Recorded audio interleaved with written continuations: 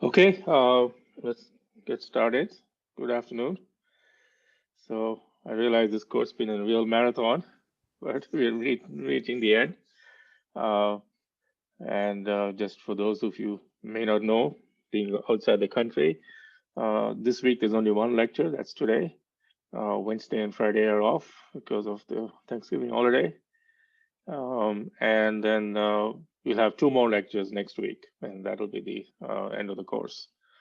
And of course, there are corresponding discussion sessions at 9 a.m. the next morning, including one tomorrow. And also tomorrow, there'll be a section where I think how you will cover basic aspects of non-abelian statistics in the Ising topological order phase.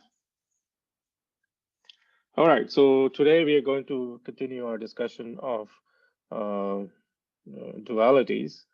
And the particular duality we have focused on so far has been the duality of the XY model in 2 dimensions, which turns out to be remarkably similar to the duality of U1 gauge theory of the type you meet in many spin liquids in 2 dimensions. Okay.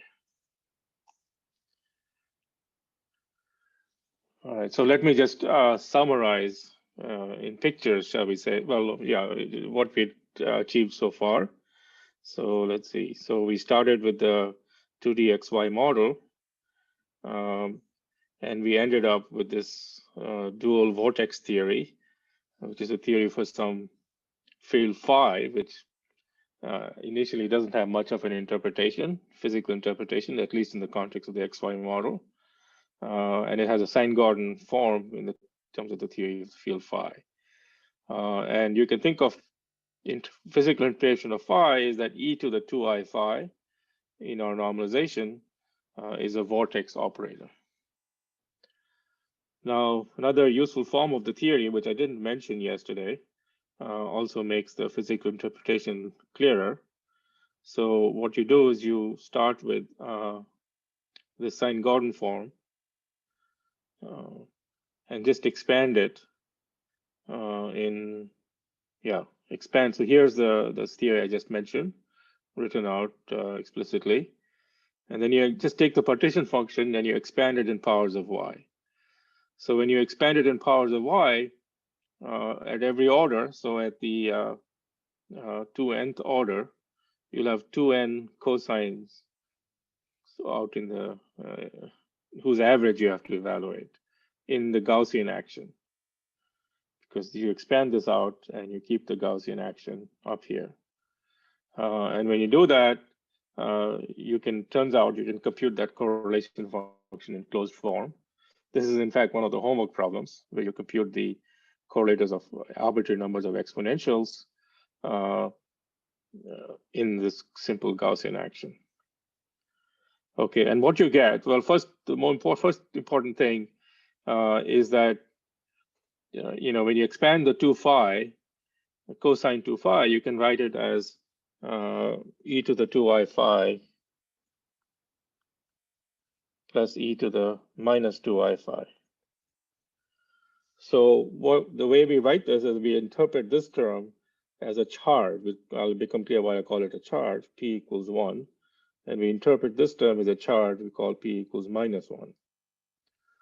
So you have a bunch of charges. In fact, you have an arbitrary number of these charges And you can think of this partition function as just the grand canonical ensemble of a gases of these charges. So there's some arbitrary numbers.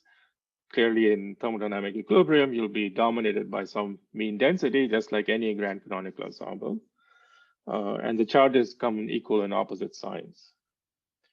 So the first thing you find when you do this integral, and this is something you will find out in the homework, is that unless there's global charge neutrality, that is the sum of the positive charges equal the sum of the negative charges, this correlation function is 0.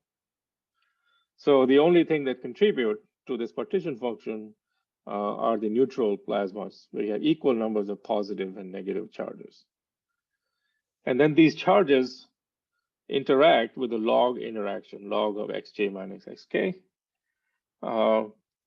And that's why it's called a Coulomb gas, because, or a plasma, because log is precisely the solution of Poisson's equation in 2 spatial dimensions. And if you want a picture of what's going on, that's also very simple.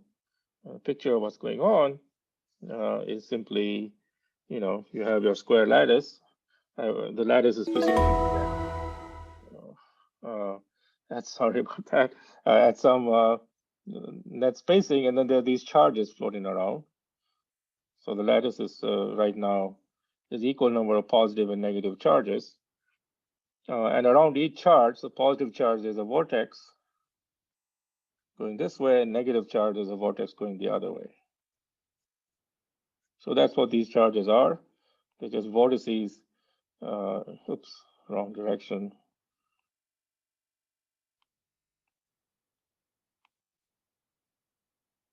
Negative goes this way. Okay, that was correct.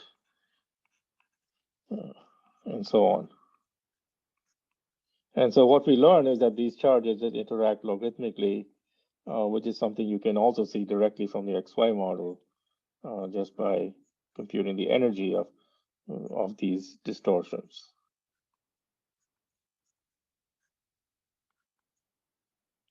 Basically, you just compute grad theta squared d2r for this particular type of field, and you'll find it depends logarithmically on the spacing between the charges. Okay, so that's what the duality of the XY model is. It takes you to a dual representation of plasma of vortices. Now, so what I asserted, and you have discussed in section, I believe, without any explicit calculation, because there simply is no time, that this model has a phase transition, that there's some value of k above which the vortex fugacity goes to 0, meaning there are charges kind of essentially have 0 density once you scale out some large distance, and in the other places where they flow off to infinity. So what's going on here in terms of this simple picture of a gas of Coulomb plasma, positive and negative charges? In fact, any plasma, not just vortices, any plasma of positive and negative charges in 2 dimensions, provided the interaction between them is logarithmic, will exhibit this costless Thouless transition. And what is this transition? It's basically a classical phenomenon from plasma physics, which had not been discovered earlier because nobody was interested in plasmas in 2 dimensions. People were thinking about, of course, a lot of people had thought about plasmas in 3 dimensions, even in the 19th century. And there is this very famous Debye-Huckel theory of plasmas. That's the theory of positive and negative ions in some solution. As they're moving around, what do they do? Well, what theory told us is that what happens when you have a plasma of positive and negative charges is you get screening. Whereas if you get a positive charge, it attracts a cloud of negative charges around it, which then screen that charge so that you go a little far away, charges, in fact, don't even interact with the Coulomb force. They interact exponentially because of the screening from all the other charges. So they just become like free charges. So in fact, if you take a theory of plasma physics in 3 dimensions, you conclude that there's screening and everything is effectively free, just like almost like an ideal gas of these charges, where they interact only very weakly because of some local screening effects. And what Koskler-Thouless showed was that, in fact, this picture breaks down in 2 dimensions. That there is a phase where the charges are not free but are bound in pairs. Okay, so roughly the picture is, in the low temperature phase, low T plasma. There, if there's a positive charge, there's probably a negative charge near it also. So you really get very dilute gas of these dipoles. And if you go out some distances, there's nothing left over. Whereas the high T plasma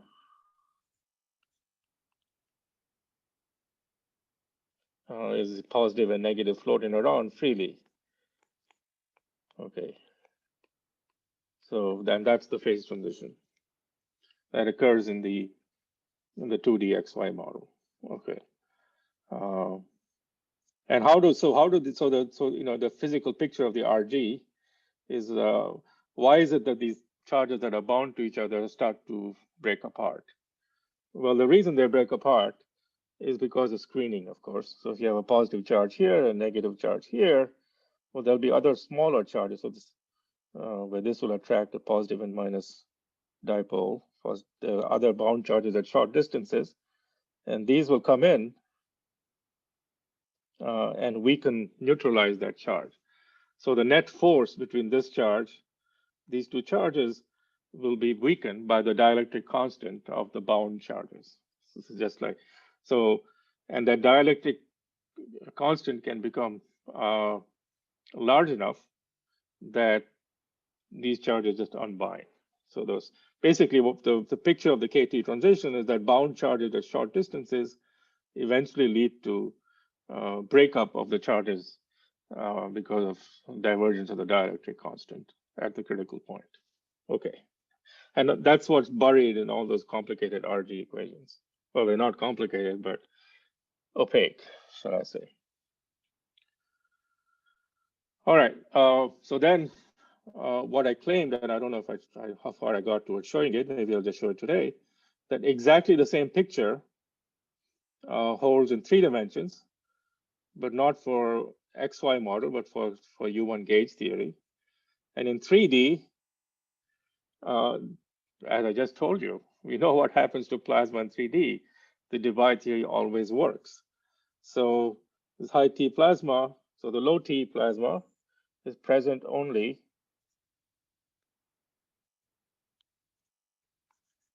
for T equals 2. And this is only phase.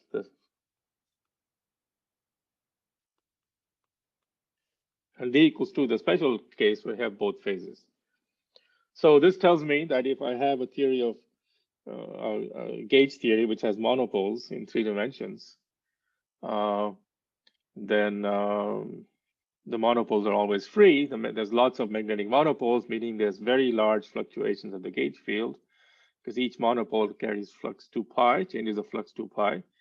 And when you have very large fluctuation in the gauge field, there are very strong forces between electric charges, and so you get confinement. So if you apply this theory to a spin liquid, which has a photon, which is the first spin liquid we met on the square lattice using bosonic partons, you would conclude that it's confining. The spin-ons, which are like electric charges in the spin liquid, will confine. They will not be a spin liquid, in fact. It will be some other type of phase, which we'll discuss shortly. All right, any questions on that summary, which took 1/3 of the lecture? All right, so let me prove this quickly. So just to remind you, how did the proof go for the XY model? What you did for the XY model, you wrote it in the Villain form, and then you did the Fourier transform, and then you do the integral over theta, and you end up with this equation, which the divergence of the currents has to be 0, and then you write the current as the curl of something, so to make the divergence 0. And the special property of 2 dimensions, this is where the d equals 2 feature comes in. Special property of 2 dimensions is that to get a vector who's the curl of something else, it's the curl of a scalar, because epsilon mu nu has only 2 indices. So if you did it in 3 dimensions, if you did the same thing in 3 dimensions, you would have to write down p mu is epsilon mu nu lambda del nu of something I'll call a lambda. There's got to be another index on the lambda, on the a. So that's what happens to the XY model in 3 dimensions. If you take the XY model in 3 dimensions, you have to make this ansatz. And this looks very much like, a gauge theory. That's why I called it A. And so that's why the dual of XY model in 3 dimensions will be some sort of a gauge theory. And if you go to 4 dimensions, you'll have one more index, so it'll be dual of a second rank gauge theory, and so on. Okay. All right, so that's the XY model in D equals 2. Let's jump ahead then to the gauge theory in D equals 3. Yeah, so there's a lot of stuff in these notes that I simply don't have time to cover. But let me just highlight the main features. So we take a gauge theory in 3 dimensions. This is the Maxwell action, and we allow for monopoles. And then just like we did for the XY model, we said we could take into account the monopoles by taking a lattice action with a cosine. So it's cosine of the curl of A. And then you write that cosine in terms of a periodic Gaussian, you integrate over the gauge field. And now because, here you had a gradient of theta when you did the XY model. So when you did the integral over theta, you got the condition that the divergence of some current field was 0. But now because you have this epsilon sign here on every plaquette, what you will get then, no, not there, sorry, there. What you will get when you do the Villeneuve construction is the curl of a vector field is 0. And which is great because the solution of that in 2 dimensions, if a vector's curl is 0, then the vector is the gradient of a scalar. So you're back with a scalar, which is an integer, which is exactly what happened for the XY model in 1 lower dimensions. So bingo, then I've shown you how you get the Sine-Gaussian model for the gauge theory in 3 dimensions. And furthermore, just like e to the I phi was this charge, was the vortex operator in 2 dimensions, now e to the I phi is the monopole operator. So this is the main new thing that these dualities bring into the theory of spin liquids in topological phases of various types, is that it brings in this new character, which you have to worry about to fully understand what's going on, which is the monopole. So there's like a direct monopole, which is a change in flux by 2 pi. And this is a tunneling event in space-time for a spin liquid anyway, which plays a fundamental role in the whole theory of what the spin liquid is about.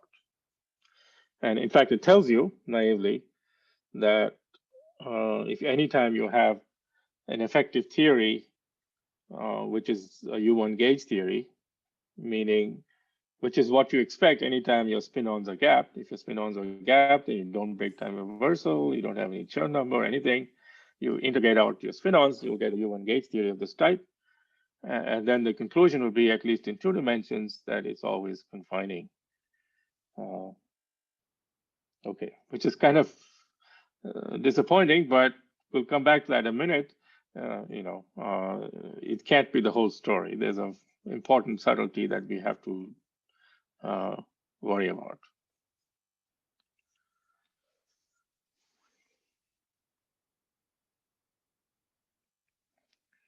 Any other question? Any question on that? So that's a very rapid summary of two dualities, the D equals 2 XY models and the D equals 3 U1 gauge theory. They were similar in structure, but they lead to extremely different physical conclusions. One leads to a phase transition, the famous costless-Thouless transition. The other leads to confinement. So, and as I mentioned last time, I mean, this was first discovered by Polikoff, this confinement of 2 plus 1 dimensional gauge theory for monopoles. And you know, it's viewed as a toy model for real confinement in QCD, where various of electric charges. Yeah.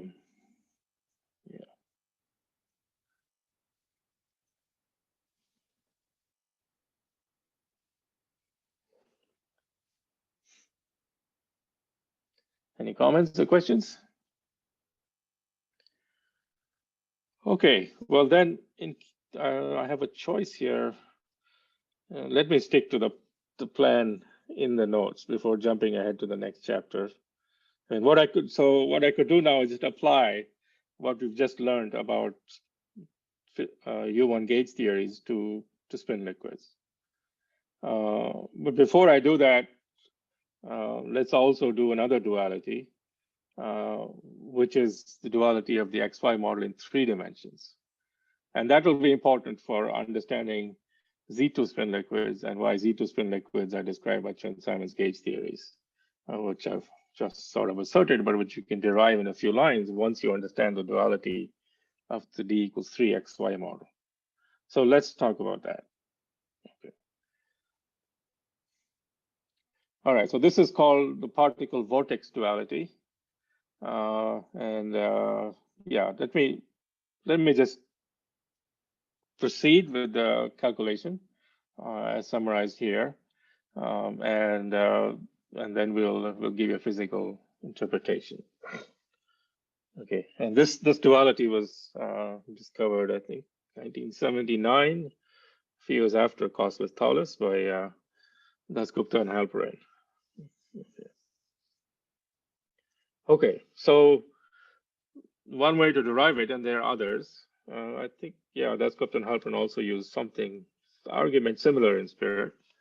You take your XY model, you write it as in the Villain form, you do the Fourier duality, you integrate out the theta field of the XY model, and you end up with the model I showed you last time, which is just a model of currents. And this is true in any dimensions, since we're talking about an XY model.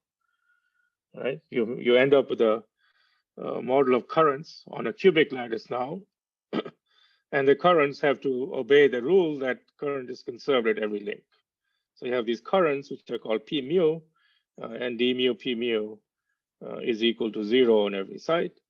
And the partition function is just sum over P mu, some prime of P mu, because of this constraint of P mu squared over 2K. That's it. Just literally would take you minutes to put this on a computer. Just find all integers that obey this constraint, and then just sum over the sum of the squares of the integers. That's the energy. That's it. And that's a valid representation of the 3D XY model. In fact, the XY model in any dimension. Okay, I mean, I guess I cheated with saying it would take you 2 minutes to put this on a computer, because you have to find integers that satisfy this constraint. That's not so easily done, but it can be done simply by writing P mu as the curl of something else. And the moment you do that, of course, you introduce some redundancy, but only up to integers here. Where are we going? Yeah. So d mu p mu is 0, and therefore p mu is the curl of another vector field H, which is also a set of integers, which now, let me draw a picture of it. Now the picture is that you have a plaquette with some currents flowing here. And when you take a curl, what you're doing is you're putting this curl field H, which is no longer a height of anything. In fact, what did I call it? Yeah, I still call it H, which goes to the center of the plaquette. So the plaquette is sitting on this link. And it's H mu, okay. And it's basically the curl of this. So what that tells you is that H mu, the value of this integer H piercing this plaquette is just the sum of the A mu around here, because H mu is, or no, sorry, the other way around, excuse me. So here's H mu, and then you can take an H mu on every plaquette, and then you take H mu around here this way. Oops. I should really do a better job of drawing this.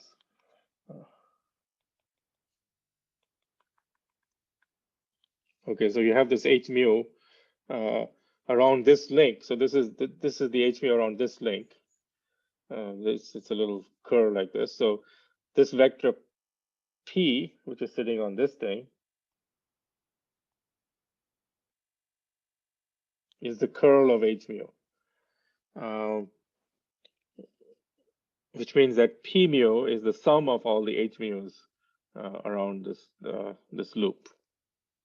So you take the sum of the H mu's around this loop. Oops. I erased the whole thing. Excuse me.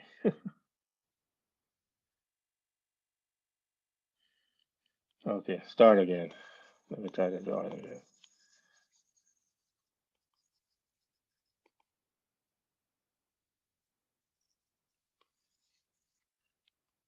Okay, there's my plaquette. And then there's my other, this thing piercing this loop.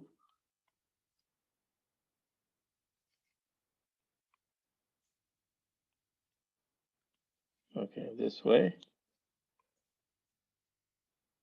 So this on this link is the H mu, and on this link is the P mu. And the P mu is the sum of these H mu's. Okay, and then you can see that if you do this for every link coming into this point, there are 6 links coming into that point. They are each the sum of the 4 H's around this curl, and the sum of the P mu's will automatically be 0, because each link will, when you take this link here, there's an orientation. You take this link here, this goes up, but when you take another link over here, that will go down, and so everything will just add up to 0. Okay. Anyway, you need some 3D visualization to see how that works. Okay, so that's the story then. So you go ahead and write it in terms of curl of this H. And then just like you did for the Sine-Gordon model, you just promote this H from an integer valued field to a continuous field while weighting it with some cosines to make the minima near integers. So therefore, you go from the action being e to the minus curl of H squared, where H is an integer. That's the whole action. Then you weight the integers, replace the integers by a continuous field by this weighting function, just like we did over here. Where did that go? Yeah, here. You play this trick again. You have this weighting function g of h, which, here. And then you write that as exponential of a cosine, and you keep only the leading term. Basically, all is good. All right. It's all the same, which we know works so well in 2D. So why not go ahead and try our luck in 3D? So when you do that, you end up with this theory. This theory here. So this, if you just close your eyes and just follow the same tricks that you followed in 2D, just read the JKKN paper and then just generalize to one higher dimension, you end up with this action. But now there's an integral over a mu. Okay. So this looks, very promising. This looks like a gauge theory. This is like del cross A squared. But the cosine is a bit strange. That's not gauge invariant. So this thing is gauge invariant, whereas that's not gauge invariant. So we'd like a theory which is gauge invariant. So if you want an invariant like this, A mu goes to A mu minus some d mu lambda. We want this to be true. And that's true certainly for this term, but is not true here. But that's easy to fix, actually, just by introducing another scalar. So really, this is just a trick. It's not as if I'm doing anything to this theory. This theory is the theory it is. I'm just rewriting it by changing variables. So what I do is, let me just, I guess what I introduce another angular field, which I call theta, on the links of the dual lattice. And then I do an integral over theta. So my claim is that this theory, where I put a d mu theta here, and I integrate over theta, is the same as the old theory. Well, how do I prove that? Okay, but that really takes one line to prove. So what do? So I define a new, suppose you gave me theory in equation 67. You told me this is the 66 and 67 is the theory I want to study. You tell me that. And I tell you, okay, what I'm going to do is I'm going to redefine my A. I'm going to introduce a new A, call it A prime, which is A mu minus d mu of this funny theta. So I define my new A prime. So then this term just becomes cosine of A prime. And this term is still del cross A prime because because when I take the curl, this d mu theta drops out. So I have now a theory of A prime with these two terms. And the important point is neither term now, after this change of variables, depends on theta. So I can just go ahead and do the integral over theta. I'll just get some big factor that cancels between the numerator and the denominator. So I just do this integral and I just get some factor which pulls out. And what I'm left with in terms of the A prime is the original theory. Okay. So I made something a gauge theory by introducing a new degree of freedom, which should be something familiar. And we're doing that all the time in the theory of topological phases. Just a very useful way to think about things sometimes.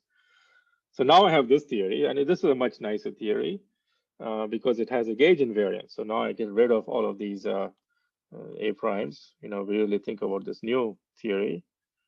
And this theory has a gauge invariance. Its gauge invariance is A mu. A mu goes to A mu minus d mu theta, and not call that theta, sorry, d mu lambda, and this theta goes to theta, well, let's see, it'll be another minus lambda, basically. Okay, so if you just make this change of variables, you'll see that this thing is gauge invariant. Okay, so that's a reasonable looking theory, but what can I write it in a more field theoretical form? How should I think of this theory? Well, there's a very simple mapping we can now do, which is very similar to the mapping we did way back when for the XY model. So, I told you at the very beginning of this chapter and also much earlier in the course that the XY model, what we are studying, where did it go? I hope I have this equation somewhere. No, okay. Maybe it's in the notes. No, okay, I'll write it out again. Sorry.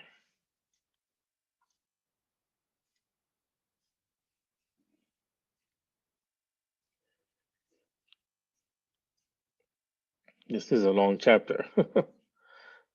Here, okay. So let me add another page. So we knew, so we had this XY model, which we're calling ZXY. We says integral of d theta, product on all the links on the sides, exponential of k sum of nearest neighbors, cosine of theta I minus theta j. And we said that, okay, in the continuum, after you do a little bit of RG, this is if you define a field psi as e to the I theta, then in the continuum, this ZXY is described by the XY field theory, which I can just write as, let me go in 3 dimensions here, grad psi squared plus S psi squared plus U psi to the 4th. So we said it was just this theory of a complex scalar with all possible terms consistent with the symmetry of the model. We do a polynomial expansion. So now let me play that same game for this theory. So what theory is it? Well, basically, I'm going to define another scalar, which I will call phi, or I don't remember what it is in the notes, about 1 minute. Yeah, I called it phi there. So I introduce a scalar phi, which is e to the I var theta. And then we had this cosine of d mu theta minus a mu. So that you can write as phi star of I e to the I a I j phi j on the links of the lattice plus complex conjugate. And now I can just take the gradient expansion of that. So, and again, just keep track of gauge invariant. So this thing is still gauge invariant. And under gauge transformation, phi goes to phi times e to the I lambda or minus I lambda. So keeping that in mind, then I can say in the continuum limit, this is the same as a field theory d phi d a mu of some action. And what is the action? Well, the action is called scalar electrodynamics, SED if you wish, which is the theory that a field theorist would write down if they were interested in the electrodynamics of a massive bosonic particle with a charge. So it'd be grad minus a mu of phi mod squared plus r mod phi squared plus u mod phi to the 4th.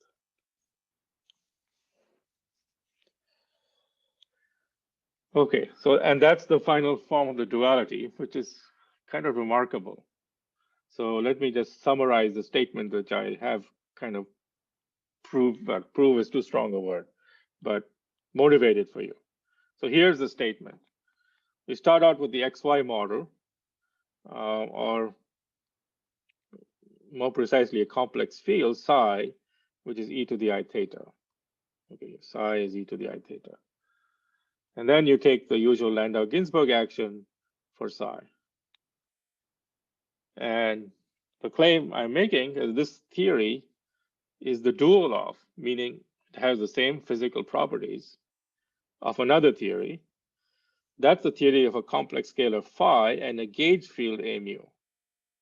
And the action there has, well, first of all, the polynomial terms are exactly the same, but with different coefficients, obviously. And then there's a covariant gradient here to make the whole thing gauge invariant. And there's possibly a Maxwell term, curl A squared. And the claim is that these 3 theories are the same. They describe at long wavelengths the same phases and the same low energy properties. Of course, various non-universal properties at higher energies can be different. Okay. Now, when you first look at it, this claim seems shocking, because you just look at it, even the numbers of degrees of freedom look different. Here you have a complex scalar. Here you have a complex scalar, and you have a gauge field. And I'm claiming that this combination of a complex scalar and a gauge field is the same as having just a complex scalar. How can that be the case?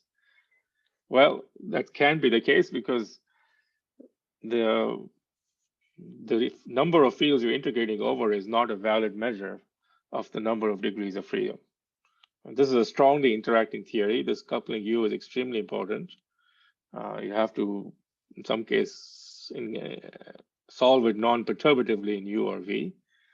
And in that ultimate low energy limit, once you put in all these strong interactions, who knows what kind of particle or spectrum you're going to get at low energies.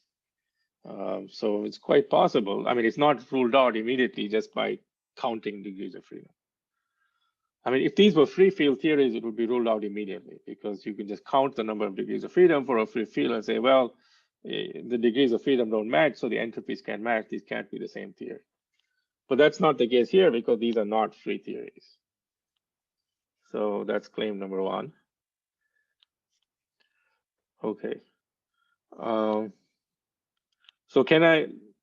let me try to give you a picture, of how, and this is, in fact, this picture was already in the original Dasgupta Halperin paper.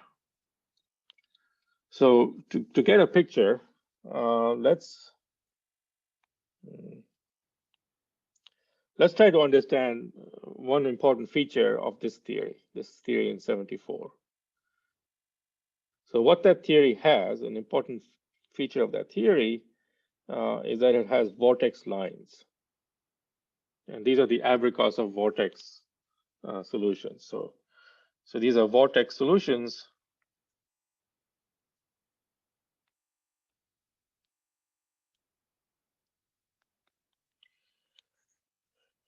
of S phi.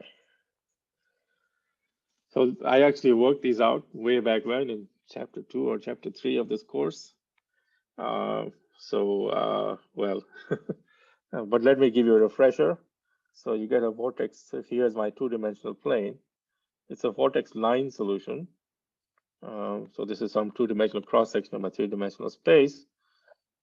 And you have a vortex here.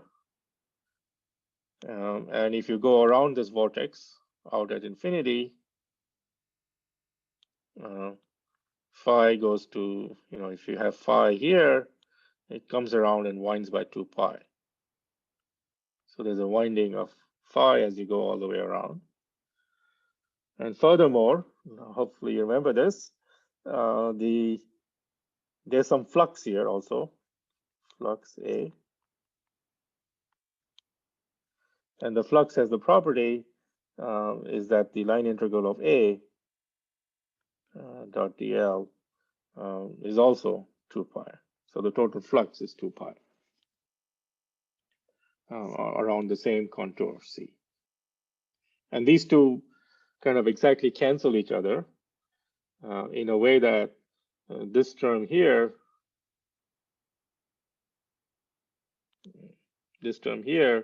cancels with that. So that very far away, there's no energy cost. But right in the core, you have funny things going on. So if you plot the radial coordinate here, and if you plot the value of mod phi, well, that's 0, and then reaches some value at some core radius, r0. And if you plot also the magnetic field, B, which is del cross A, that also has some value in the core and then goes to 0. This is B. Anyway, the point is there is a vortex-like solution of the XY model of the scalar quantum electrodynamics. In particle physics, it's called the Nielsen-Niemeyer vortex. In condensed matter, it's called the Abrikosov vortex. Abrikosov discovered it long before Nielsen and Niemeyer, which is why I call it the Abrikosov vortex. Important point is it's just some stable object which continues forever. It's a line object which interacts very weakly with the environment. And the reason it in fact costs much less energy than a vortex in the XY model, interacts very weakly with the environment because of this exact cancellation, because the flux exactly cancels the gradients of phi. So And they only interact when they're really close to each other. Okay, so now I want you to recall a picture of the XY model. So in the XY model, I said you can think of the XY model as world lines of particles. You just take a sum of all possible world lines of particles. You can think of this as particle, antiparticle being created at one time and then annihilating a little time to you later. So you have all of this stuff going on. Things like this. Sometimes the particle lines can even overlap and so on. And you sum over all these world lines, and that gives you the theory of the XY model. So on the XY model,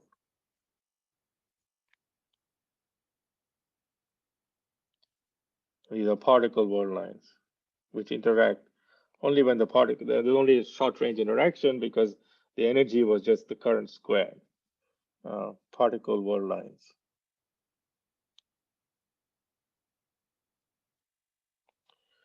However, in the dual model, dual scalar QED,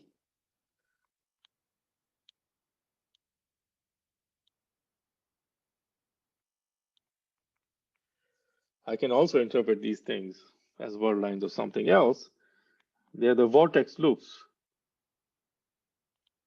which interact weakly. So this is why this is sometimes called particle vortex dualities. You're summing over all closed loops of something moving around. And depending on which theory you're using, you think of those things moving around as particle world lines, or you can think of them as vortex loops. And they're both equally valid descriptions. The only difference between the two descriptions is the value of the coupling constant you're going to choose. If you had a strong coupling for world lines, you'd have a weak coupling for vortices or vice versa. And you can use either description to describe any phase of matter, the two phases. So if I go back to the XY model, the XY model has two phases. It has a gap phase, and in the gap phase, there's very few particle world lines. So space-time is practically empty. And then you have the condensed phase, where you have a Bose condensate of this particle, psi. What's happening there? Well, you have a condensate of particles, so you have lots and lots of these world lines. But now if you take the dual point of view, the phase with lots and lots of world lines with psi condensed is the phase where phi is gapped, because their vortices cost a lot of energy in the condensed phase. So there, in terms of vortex world lines, there's very few of them. On the other hand, if you're in the high temperature phase where there are very few particle world lines, with psi at a gap, then there's lots and lots of vortices, because you have to have lots of vortices to prevent superfluidity. Okay, so those are the pictures that go behind this very subtle free interpretation of what you want to think of these loops as. They're either particle lines or vortex lines, and there's this beautiful particle vortex duality.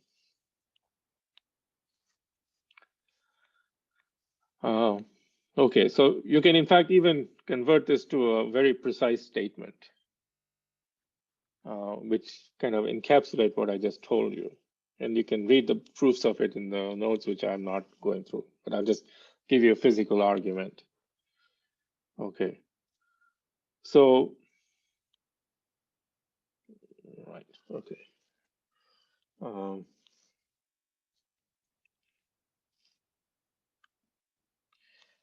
What do we do? Okay, so what we're going to do is we're going to take our particle theory, the psi theory, and couple it to an external gauge field.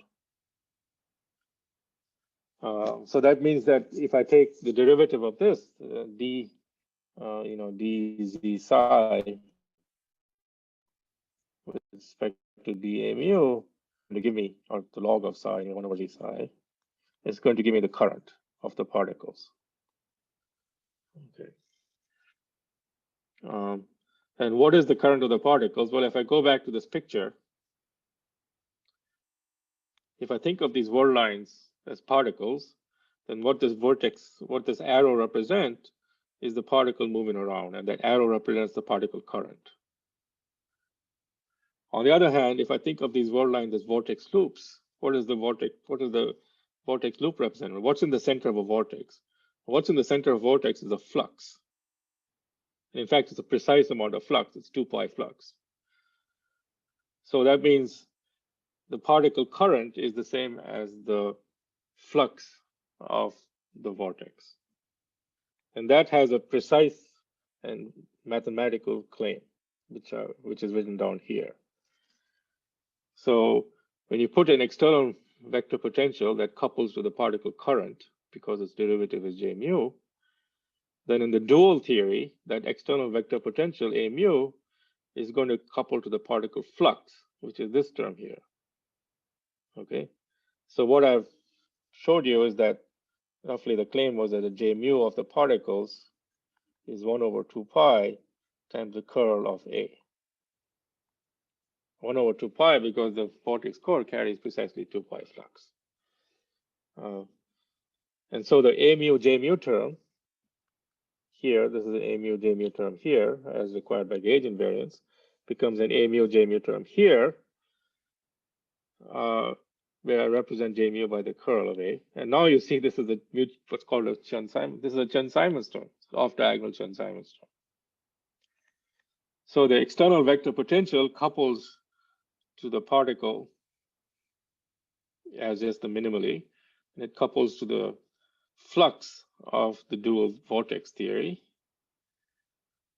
And so now you can give me any vector potential you want, A mu. That is not just a linear relation, it's true to all orders in A mu, and I evaluate this function. So this is, you give me an A mu, I get some functional of A mu. So you give me some field A mu, I compute some functional of A mu. I compute it by doing this path integral, which is extremely hard, but imagine I could do it. But then I can also do another path integral of this scalar QED theory, where I add this A mu, J mu term here, and I do this path integral, and I get some other functional of A mu. And the claim is these are the same. So exactly the same. Of course, you have to, if you give me some R and U, there's some other values of S, V, and K for this. You have to choose them judiciously, of course, correctly. R and U uniquely determine the first function, so they must uniquely determine S, V, and K. And exactly how they determine them, well, that's a tall order. That's something we never are able to work out because we can't solve these theories exactly. But the claim is that there is some set of values where if I look at all long distance correlations, not just 2-point, 3-point, n-point correlation functions at long distances, they will be exactly the same between these two theories. So that's the remarkable claim of particle vortex duality, where the current of one particle becomes the flux of a dual gauge field. And this is just, as I say, this is the start of something very beautiful. There's just such a rich variety of such dualities now known, not just in 3 dimensions, but also in 4 dimensions, and with non-abelian and abelian gauge fields with supersymmetry. And this is just a baby version of what is called S-duality in super Yang-Mills theory, has an electromagnetic duality in 2+1 dimensions, which is exact, which is the foundation of so many deep things in physics and mathematics. But this is the original one, and in some sense it's also the most striking because it's very general. All these assumes you have some system with an XY symmetry. That's all. You don't assume supersymmetry. You don't assume anything else. Many of the higher dimensional dualities do require supersymmetry. But people are discovering more and more ones, even as recently as the last few years, even without supersymmetry. Let me make one other comment, is how do we, so I've told you an interpretation of what A mu is.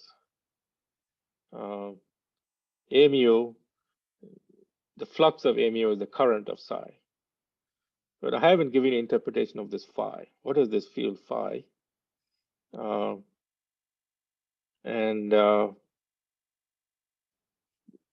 Well, not so much the field. Yeah, okay. And what is psi in terms of this? Yeah, okay. Phi is not that interesting. What is psi? Because it's not even gauge invariant. So we don't really care about phi as such. Psi, the field psi is gauge invariant. You know, A mu is just a fixed external field. It's not a fluctuating gauge field. So what is psi in terms of this theory? What is the field operator? Well, psi is something, when you add psi, you add a particle, okay? So if you think of this whole line, if you put a psi, if you had a psi operator, suppose I add an operator psi here, I've computed some correlation function, I add a psi here, and a psi star somewhere else. So what I will get was a particle world line going from there to here. Okay, think of this as time now. So psi basically creates a particle world line.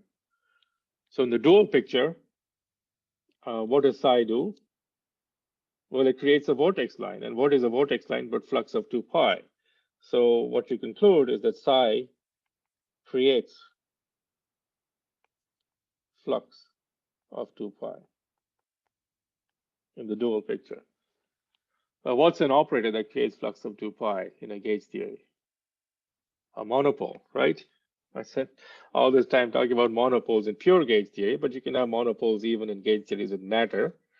And so you have this very important correspondence, which where did I write it down? Eventually I show it somewhere. No, not there. At the monopoles in little a, yeah, I guess I showed it here earlier. I should really make a separate equation of it. I'll fix that. Yeah, I haven't written it down as prominently as I should, but the correspondence is over here. Yeah, I guess I say it in words here. The field psi, but it deserves its own equation because it's so important, is the same as the field MA. So what does this mean? Well, just like I showed you here, that any correlation function of the current in this theory is the same as any correlation function of the flux in this theory. There's a further statement that any correlation function of psi in this theory, which is the natural thing you'll compute in the XY model, is the correlation function of monopole insertions in this theory. So here the theory itself doesn't have monopoles because the flux of A is conserved. But when you insert sources, the monopoles are static sources that you insert as probes to the partition function, just like the field psi on this side. So there's a correspondence between particles and monopoles. So particle world lines become vortex world lines, and particle insertions become monopole insertions. And that's the particle vortex duality. And it's the start of, as I said, just huge amounts of work in strong coupling field theories. I mean, once you get to field theories that are strongly coupled, this is about the only tool you have to help solve them, other than, of course, supersymmetry, but we don't want to assume such high degrees of supersymmetry. So then duality plays a key role, especially this particle vortex duality. Okay, I think that concludes this chapter. I have actually 3 more chapters to go through, which the notes are already on the website, and have 2 lectures, and I certainly won't be able to finish that to its full justice, but I will just highlight a few more important things. I mean, some of the things I promised to show you how you can go from a Z2 spin liquid to the Chern-Simons theory with this K matrix. And now that I've shown you particle vortex duality, that's something we can now just do in a few lines. And we'll do that on a week from today. So 2 more classes left. Okay. So I'm happy to have questions, and wish you a happy break. Also, there will be a discussion session tomorrow morning.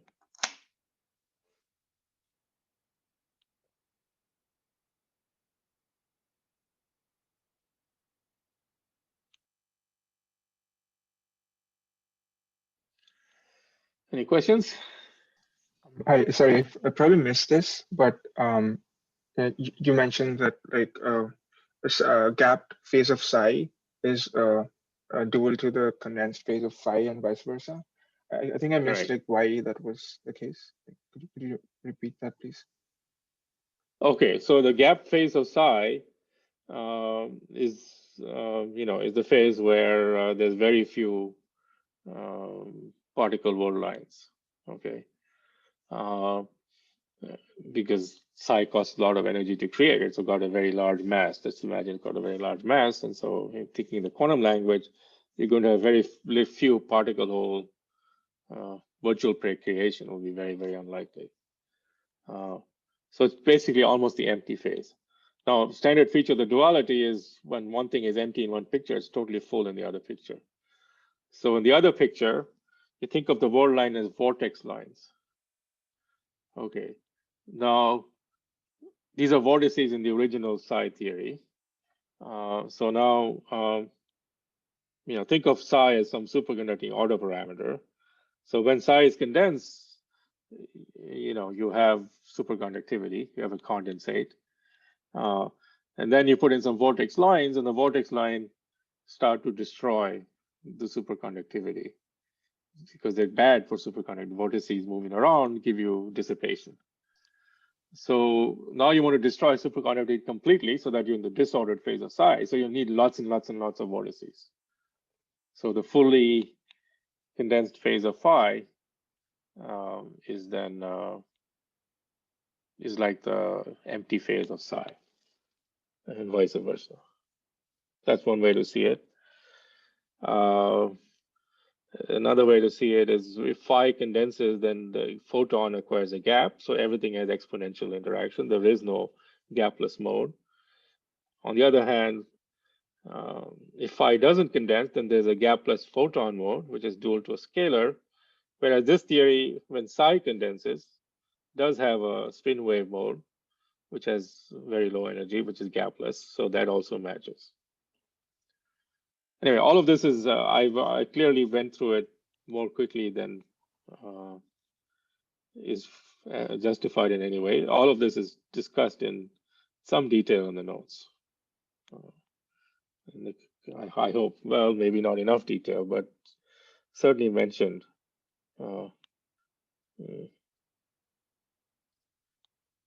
Yeah, okay.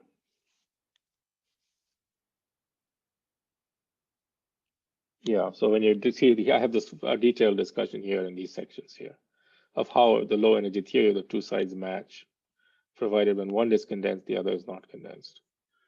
So I just urge you to read that, and we can continue the discussion tomorrow morning if you wish. Okay. Yeah, thanks. Yeah, I'll go through that. Yeah.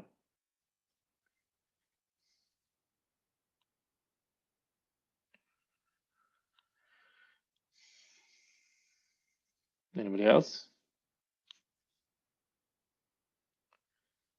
Okay, well, I urge you to read this chapter because this is quite a very beautiful result. But it is very confusing. And, in past years when I've taught this course, I've taught this much earlier in the course and then used it to prove all kinds of things. But I found that was very confusing because this is confusing. And it's better to establish other results more directly rather than using this dual description, because it takes a while to get some intuition for the dual description. So this time I put it towards the end, but there's still a few things left over that I couldn't prove without duality. So that's why I introduced in the end, and I'm just going to clean up all the discrete spin liquids and prove the things that I couldn't prove without duality. Okay, see you tomorrow, and if not, have a good Thanksgiving break.